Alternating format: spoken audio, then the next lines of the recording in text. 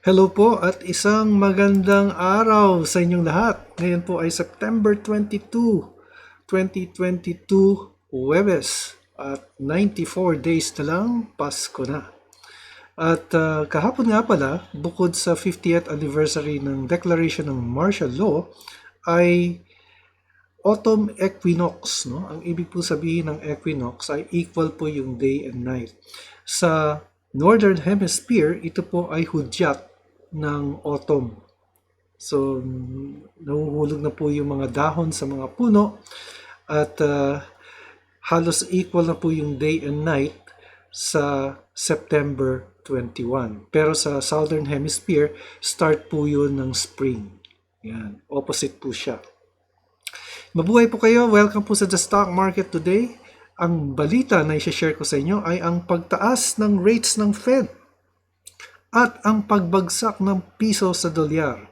Pero bago ang lahat, ako po si Benji Chidoro, isang retired bank officer na nagsimula mag-invest sa Philippine stock market noong 2007.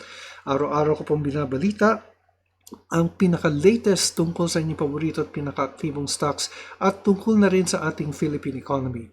Iniimbitahan ko po kayong mag-subscribe sa aking channel kung gusto niyo po ng content. Kung meron po kayong stocks na gustong ipa-review, paki-comment lang po sa comment box at aking ipa-prioritize. At kung meron po kayong tanong tungkol sa stock market, tungkol sa economy, ay itanong niyo na rin po at sisikapin ko pong sagutin sa abot ng aking makakaya. Hindi po ako financial advisor. Ang mga sinasabi ko po dito ay hindi po financial advice. Get well soon to my cousin Mari. Again, God is good and we're praying for your recovery. Huwag kayong alis dahil babalita ko sa inyo ang ating financial headlines at ang resulta ng trading sa ating PSE ngayong araw, September 22, 2022, dito lamang sa The Stock Market Today.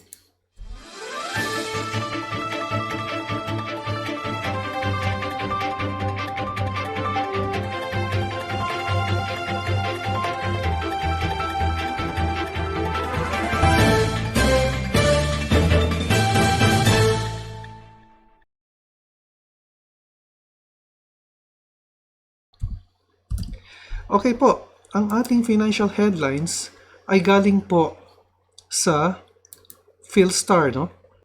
ADB keeps Philippine GDP forecast at 6.5%. Peso sinks to a new low of 58 on hawkish Fed bets. Mounting prices, weaker peso to hit consumption. And in our corporate news, DTI says Australia Gaso seen on Philippine offshore oil. Then IKEA says holidays to boost food traffic. ERC to decide on SMC rate increase petition by October 4. And Upson delays IPO to 2023. Yan po ang ating mga headlines. Pero ang ating main news ay nandito po sa PhilStar. Peso plummets to new record low at 58 to 1. The peso tumbled further to hit a new record low of 58 to $1 after weakening by 52 centavos on Tuesday's close at 57.48 according to the BAP. The local currency opened at an intraday high of 57.7 and steadily lost steam to close at the intraday low of 58. Trading volume went up by 8.7% to $1.05 trillion from Tuesday's 967 million. Mukhang sinusuportahan dito ng BSP. Nagbebenta siya ng dollars para hindi bumagsak yung piso. China Bank Chief Economist Dominic Velasquez said the peso reached a new all-time low as markets are anticipating another giant hike by the Fed Reserve. Velasquez said the market expectations are currently in another 75 basis point interest rate increase by the Fed, and some are even betting on as much as 100 basis points. She said the Bangko Sentral ng Pilipinas is widely anticipated to deliver another 50 basis point hike in its rate setting meeting today. Okay. So yan po ang first part ng ating main news, but the second part is this. Ito po ay galing sa BBC News, no? Dito pala. Fed rate hike, US interest rates hit 14-year high in inflation battle. The US Central Bank has pushed interest rates to its highest level in almost 15 years as it fights to rein in soaring prices in the world's largest economy. The Federal Reserve announced it was raising its key rate by another 0.75 percentage points. Yan po yung 75 basis points equivalent, no? Lifting the target range to 3% to 3.25%. Borrowing costs are expected to climb more and remain high, the bank said. The move comes despite mounting concern that the cost of controlling inflation would be a harsh economic downturn or yung tinatawag nating recession. Kasi pagka kinontrol po natin ng inflation, like raising the interest rates, you get excess money supply, pero ang downside po niyan ay meron pong panganib na mag-slow down ang ekonomiya. Mawala ng negosyo ang mga businesses, mataas ang cost of borrowing money, hindi makapag-expand. Yung mga tao, imbis na mag-invest sa stock market or mag-invest sa negosyo, bibili ng bonds or treasury bills na mataas ang rate. Yun po ang effect. Federal Reserve Chairman Jerome Powell said the rate rises were necessary to slow demand, easing the pressures, putting up prices and avoiding long-term damage to the economy. But he conceded that they will take a toll. We have to get inflation behind us, he said. I wish there were a painless way to do it. Banks in nearly every country, with big exceptions of Japan and China, are facing similar trade-offs as they raise rates to combat their own inflation problems. So sa atin naman, abangan natin anong magiging decision ng BSP. Pero sa atin, titignan niya yung local scenario Titignan ni Monetary Board yan. And hindi lang basta gagaya siya sa US, pero titignan niya yung if inflation in the country is slowing down. And if it is slowing down, hindi siya magiging aggressive as sa Fed as 75 basis points, no? Maaring 50 lang ang itaas niya, no? Just like the prediction of most analysts and economists in the country is giving. Okay po. So, ito po yung summary ng mga inflation rates ng selected countries. Pinakamababa po ang China, 2.5%. Ang pinakamataas po sa UK, 9.9%. US is 8.3%. Or Canada is 10.5% ang pinakamataas. Okay, so let's take a look at your comments. And I think we have one comment here. Sabi ni SVD San Jose, thanks Sir Bench. Ask ko lang po if REIT is a good buy right now. Okay po, tingnan po natin si REIT. But if you are a long-term investor, si AREIT po ay magandang investment. In fact, I have bought mine at the IPO price of 27, pero nakabili pa ako at 25 Pero ngayon, nasa high 30s na po yan. Si Raquel Robrigado, salamat po sir. Gusto ko pong matutunan din ng mga anak ko stock market. 69 na po ako. Oh, okay. Akala ko mga bagets ka pa lang, Raquel, Pero 69 ka na pala. And medyo hirap na rin. Akala ko sapat na yung mga fundamentals na alam ko. Thank you po sa pagtsatsaga niyong magpaliwanag. God bless. Salamat po, Raquel. Alam niyo, it's never too late to start, even though you are old already or in your senior years, Pareho tayong senior kasi I'm 64 years old, mga ilang paligo lang ang lamang mo sa akin, Raquel, But you can never go wrong kasi I started the stock market investing in 2007. I was 39 or magpa-40 na ako noon. But before that, may idea na ako on how the stock market works. But serious investing, 39 to 40.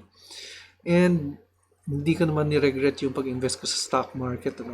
Kumikita naman po yung aking mga stocks na binili. May long-term po ako at mayroong short-term. Anyway, salamat Raquel. At keep those questions coming. Okay, so tignan po natin ang nangyari sa stock market today.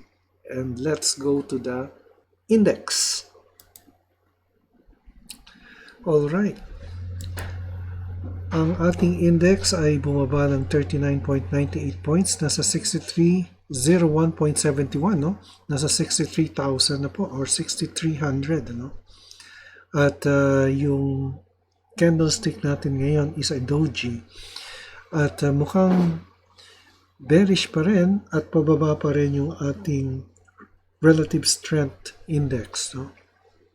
At wala pa po tayong balita sa BSP as we speak, ano? Pero ito po yung September 8, 2022. Ang reverse repurchase rate, yan po yung benchmark interest rate natin, ay nasa 3.75%. So if there is an increase of say 0.5% or 50 basis points, magiging 4.25 na. So just to give you an idea, this morning nag-raise po ang Fed ng 75 basis points sa US. So we still have no news kung ano ang rate increase ni BSP.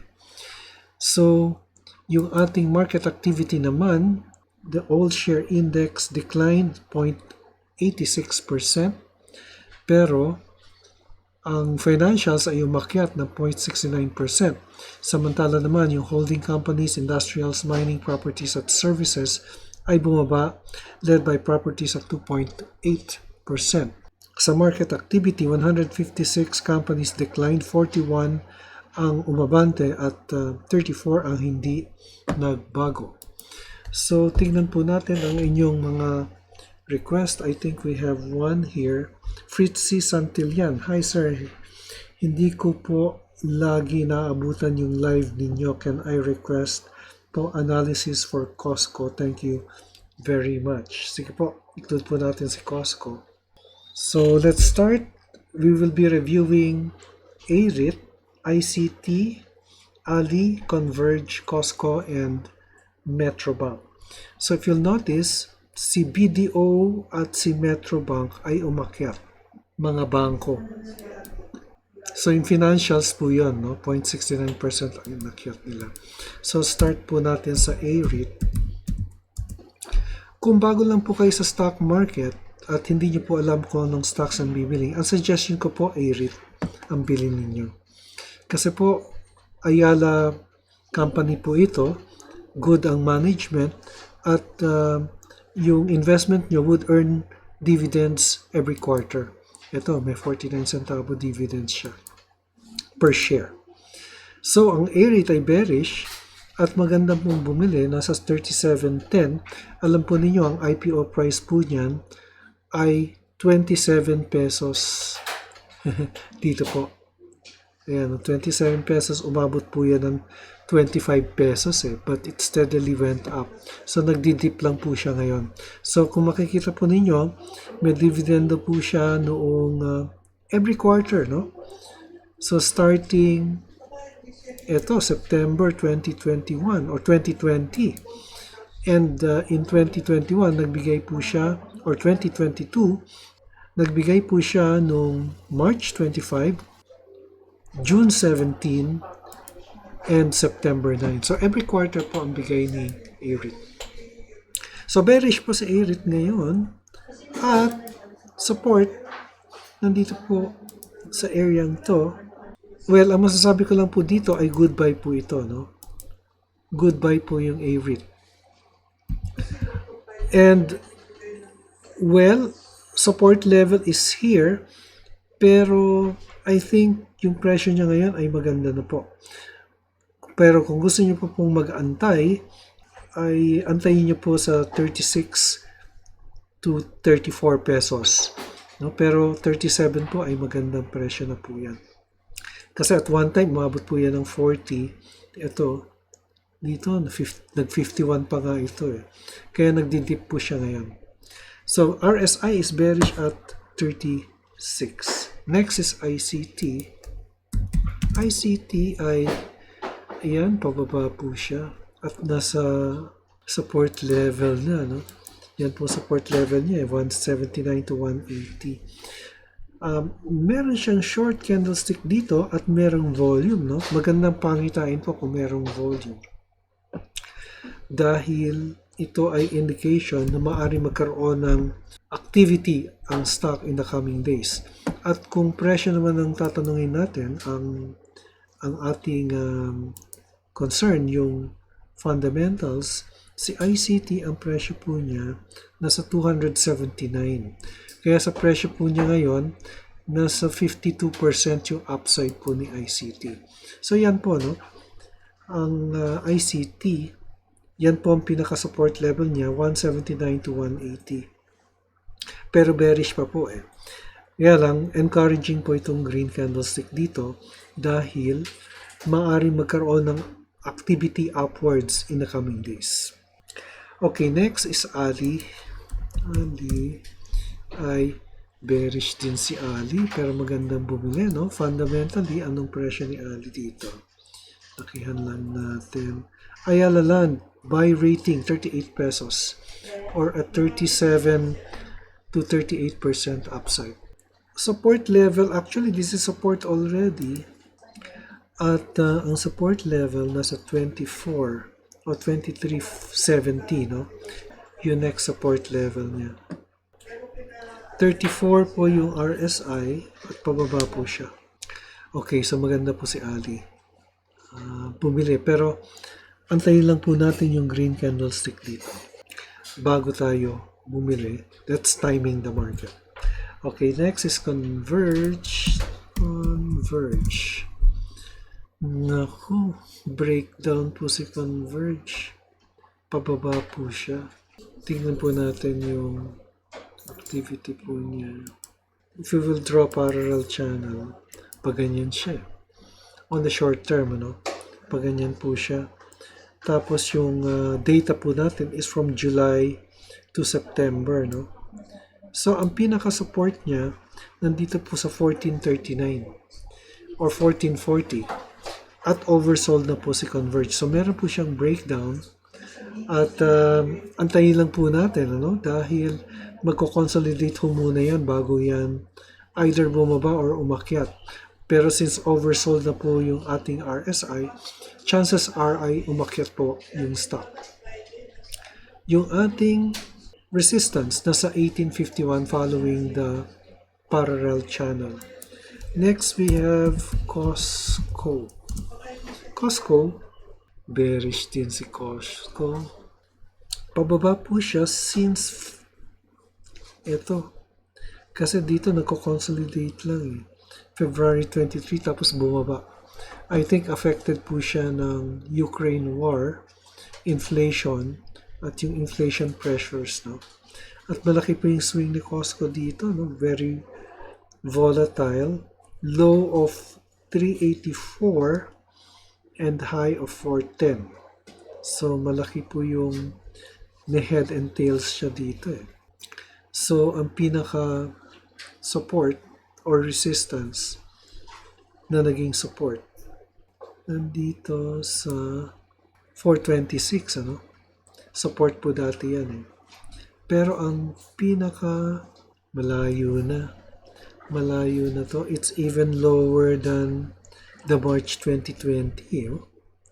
May news kaya ito? Kasi umabot po siya ng, it's at 4 pesos now, it became 334, pero dito sa ating, it's the lowest level eh. Ayan, no? 450 ang lowest. Yung 384 is a 52-week low. So, may news kaya ito? Hindi ka pumaplat yung yung support level eh. Tingnan natin kung meron lang news. Silipin lang natin, ha. COSCO buyback, wala naman eh. Tingnan natin. 2 days ago, share buyback.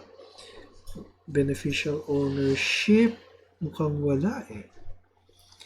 So, oversold na po yung stock. Change in beneficial ownership is ESG officer, election and promotion. Wala. I really don't know what's happening here to COSCO Capital, pero oversold na po siya. At yung low of 384 is a 52-week low. And then, next is MBT. MBT, naku, sideways lang po. Pero may recovery or bounce siya today, no? Draw nga tayo ng Darvas box. Let's draw a Darvas box. Short term, yan po. So, na-reach na po niya yung support level niya at 51, ano? And resistance na sa 54.18. RSI na sa bandang gitna lang po. So, nagko-consolidate lang po siya. Sideways to bearish po ang dating sa akin. So, may cash dividends siya. Magkano yun? 80 centavos. Okay, so yan po ang ating report sa stock market ika-12 or ika-22 ng Setyembre. At ito po si Benji Chidoro nagpapaalala, an investment in knowledge pays the best interest. Maraming salamat sa inyong pagtangkilik at hanggang sa muli. Stay safe, God bless, and bye for now.